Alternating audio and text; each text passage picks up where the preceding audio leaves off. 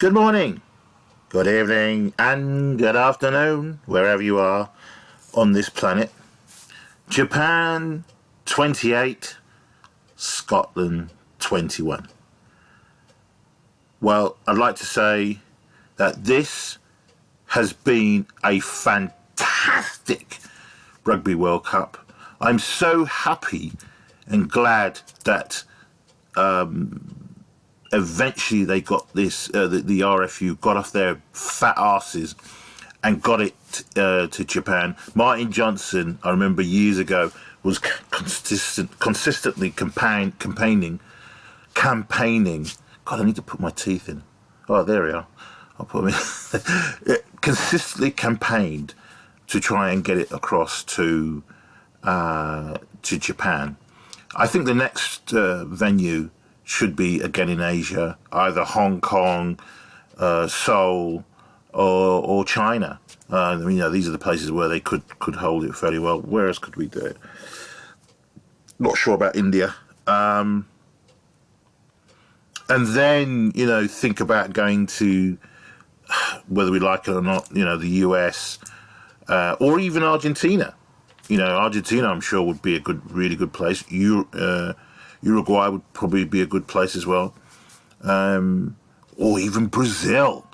That would be quite good, I'm sure. The RFU have got to see this as a success. Now, I think it's the same guy, actually, Tom English, or one of the commentators on the BBC, said that where does this now leave Japan? Because they've done fantastically. And if we can get them to be playing much more regular internationals and not just leave it like this, they're clearly now a very, very good team to look like, to put into the Six Nations, to make it the Seven Nations, or even into the Championship, Australia, New Zealand, and Argentina. And South Africa. Those are the teams that play in the Championship. You know what? I think with the faffing about with the Six Nations, two things is going to happen. They're going to put Japan straight into the Six Nations, or the Championship will just give them an invite straight away to be playing in there. I'd personally prefer to see them to come across to the Six Nations. Probably I don't see it, because unfortunately the fact that they didn't take Argentina means that they want to keep it a sort of a European thing. Well, if they're going to do that, then they really need to sort of start looking at bringing in Georgia in, and give them regular games in the Six Nations. But wow, just one try in it, Japan have sent the Scots home. My condolences to the Scots. I thought they were going to win,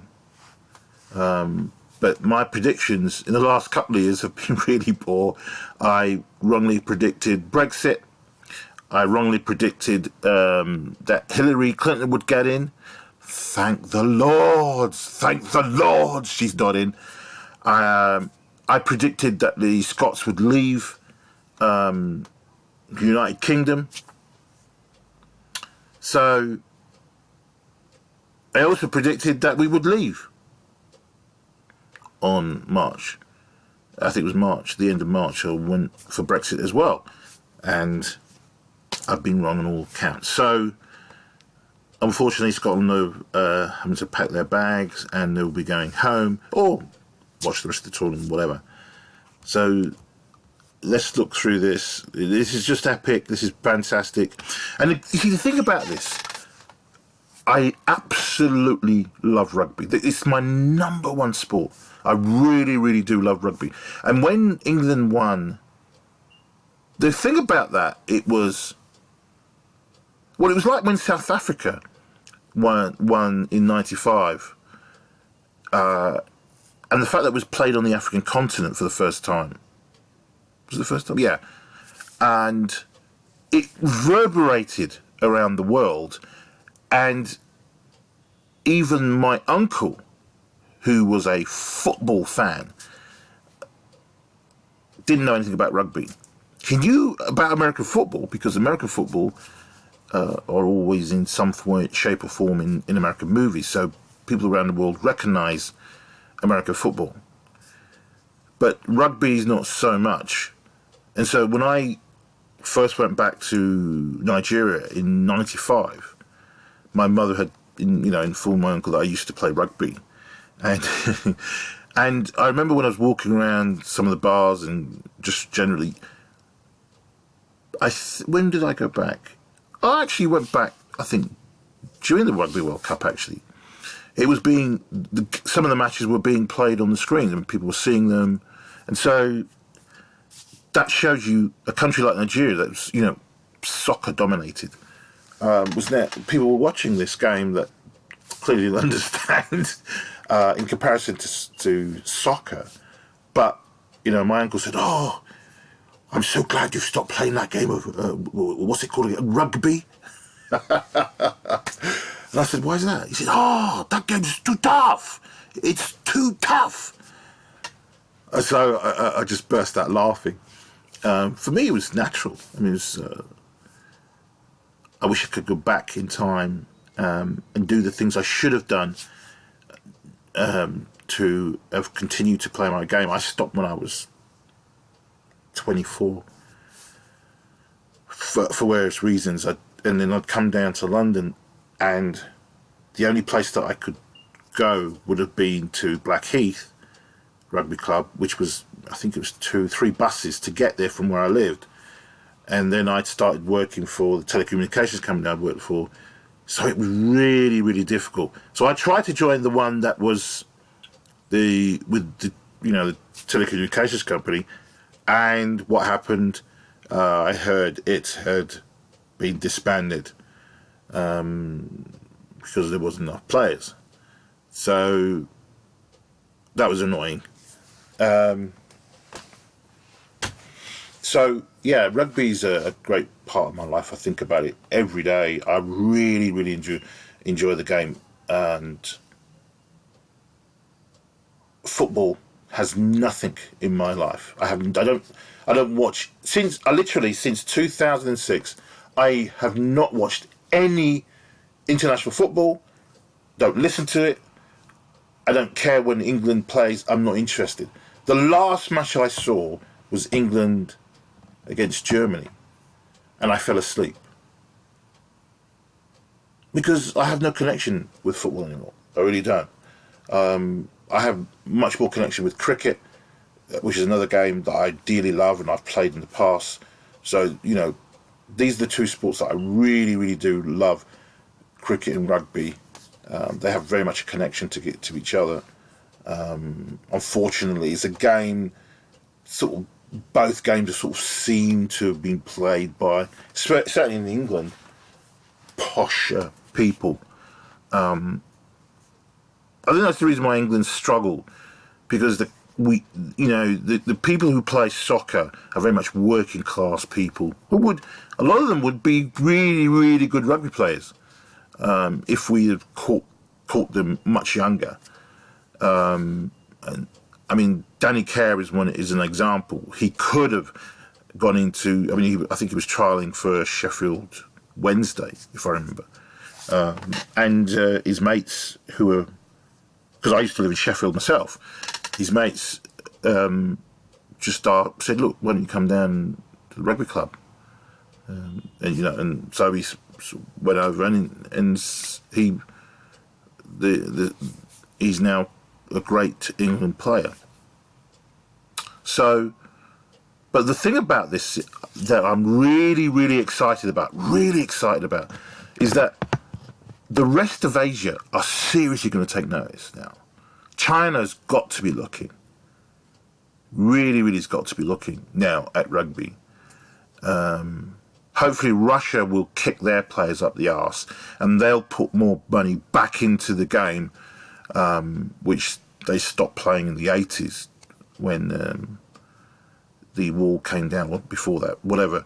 And so, Russia should be higher up there, really, really should. But Germany, where's Germany? We should be seeing a rugby team from Germany. Spain, we don't see anything from Spain. So with Japan winning this, it's just fantastic.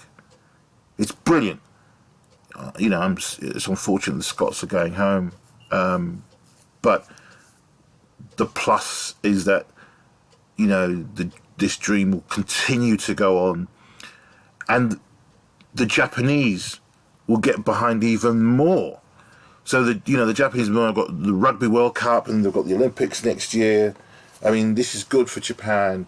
And I think it's good for Japan as well, because being a country that is homogenistic, as they call it, I think it's 90% of the population, Japanese.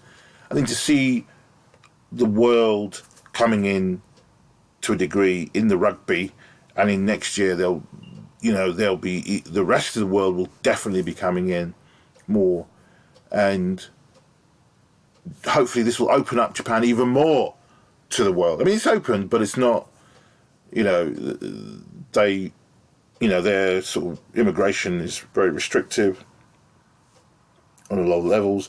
People will say, well, that's great, that's fantastic, they don't let all the nignogs and nasty black bastards in and all this kind of business, etc., who have done nothing to Japan, who didn't bomb their asses two sides to Sunday or whatever it is, whatever. But the point is that, on that side, I really do like Japan. I've never been, but I do, I watch a lot of the, what's it called? NHK. I watch that a lot, and I watch a few other Japanese channels.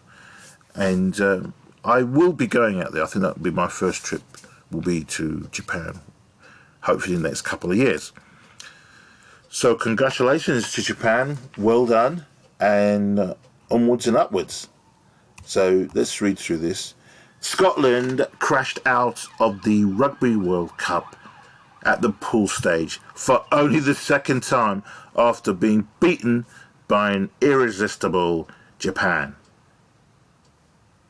And I'm not going to even bother pronouncing that. Gregor Townsend's side needed 4 more points than the hosts, but despite leading through Finn Russell's try and mounting a comeback, they fell short. So all these players, I'm not even going to pronounce them, all crossed before half-time, before the latter blasted over again to secure Japan's maiden quarter-final against South Africa in Tokyo on Sunday. Oh, sorry, Japan's maiden quarter-final against South Africa in Tokyo on Sunday. Wow, it's going to be tough. What am I going to predict? I can't see Japan winning again. No, I can't see them getting, beating South Africa. I think South Africa are just too strong now. Scotland forced to go for broke in a febrile contest that had been in doubt until 3 p.m? Oh, 3 a.m. probably, British Standard Time, because of the effects of the typhoon Hagibis, scored through WP Now and Xander Ferguson after the break. But that second half rally was not enough to prevent a first defeat at the hands of the brave Blossoms in 8 tests.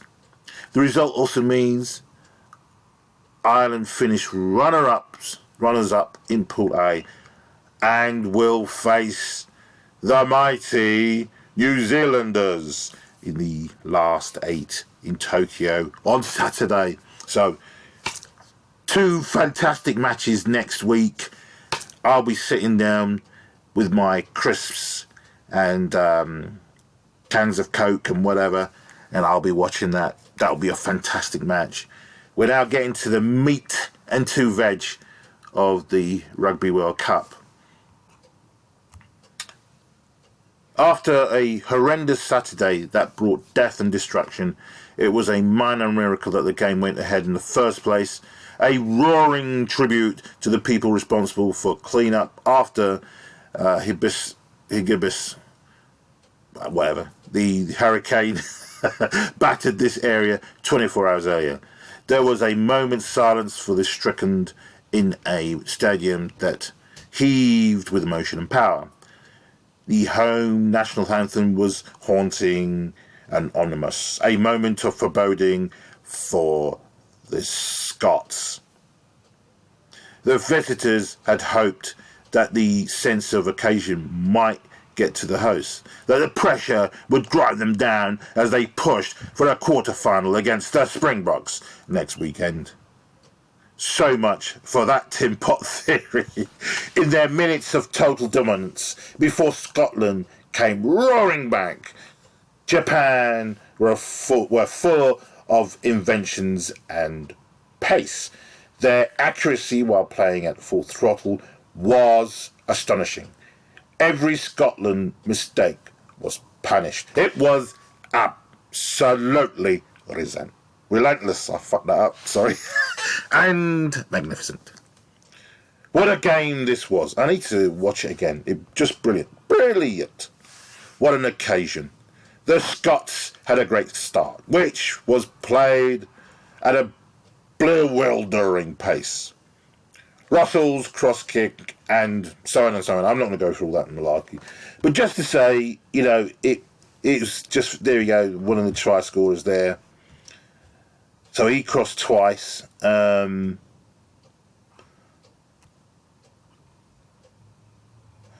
a huge moment for incredible country.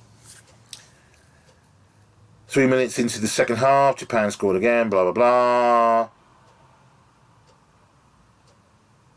So, Japan had got to 28-7, but the Scots came back strongly to within one try. Oh dear, what a shame. But here you go, that's life. So we've got here Scotland are heading home. Japan, who knows how far they are heading, further than they've ever gone before. That's for sure. So that's really down to Eddie Jones. He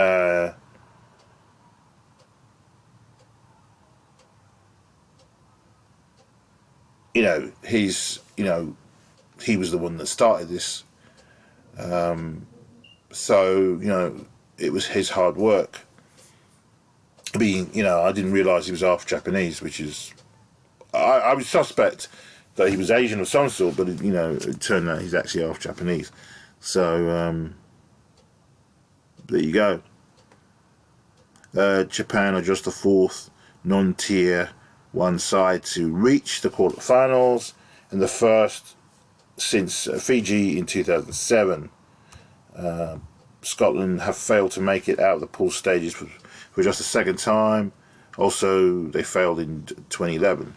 Japan have won 6 consecutive World Cup matches. Only Australia, England, New Zealand, South Africa have enjoyed longer winning runs. So, there you go. Well then, Japan. I'm really, really pleased for them. And it would be fantastic if they beat South Africa, but I can't see it. But as I said, this is going to reverberate around the the rest of Asia.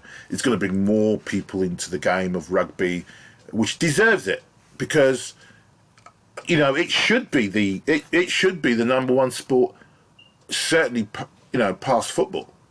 It should be, but history and circumstances has put it where it is. I mean, apparently from the 2015 Rugby World Cup generated 2.3 billion, Now,